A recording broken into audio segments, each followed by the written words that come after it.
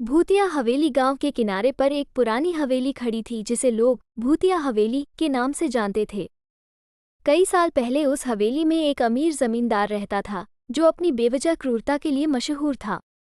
उसने कई गरीब किसानों को अपनी जमीन से बेदखल कर दिया था और कहते हैं कि एक रात उन किसानों की आत्माओं ने बदला लेने के लिए जमींदार को मार डाला।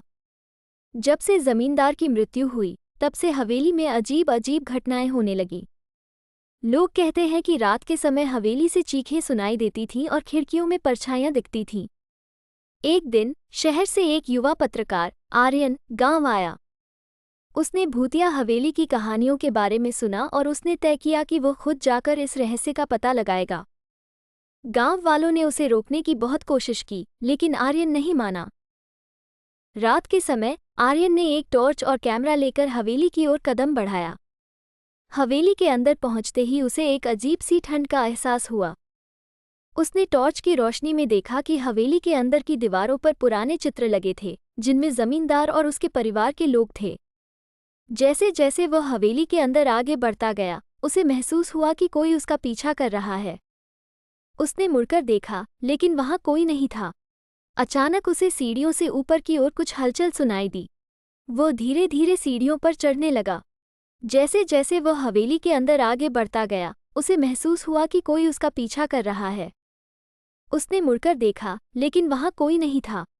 अचानक उसे सीढ़ियों से ऊपर की ओर कुछ हलचल सुनाई दी। वो धीरे धीरे सीढ़ियों पर चढ़ने लगा।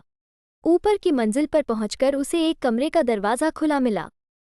उसने टॉर्च की रोशनी में देखा कि कमरे के अंदर एक पुराना झूला हिल रहा था। तभी झूले पर बैठा एक धुंधला सा साया दिखा। आर्यन के दिल की धड़कन तेज हो गई पर उसने साहस नहीं छोड़ा। उसने कैमरा निकालकर फोटो खींचनी शुरू की। तभी अचानक दरवाज़ा जोर से बंद हो गया और कमरे में अंधेरा छा गया। आर्यन ने डरते हुए टॉर्च जलाने की कोशिश की लेकिन टॉर्च बंद हो गई थी। उसे महसूस हुआ कि कोई उसके बहुत करीब आ रहा है।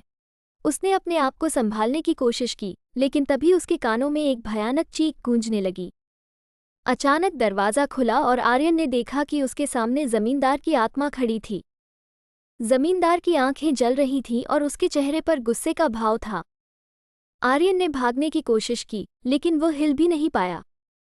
जमींदार की आत्मा धीरे धीरे उसकी ओर बढ़ी और एक जोर की चीख के साथ सब कुछ अंधकार में डूब गया।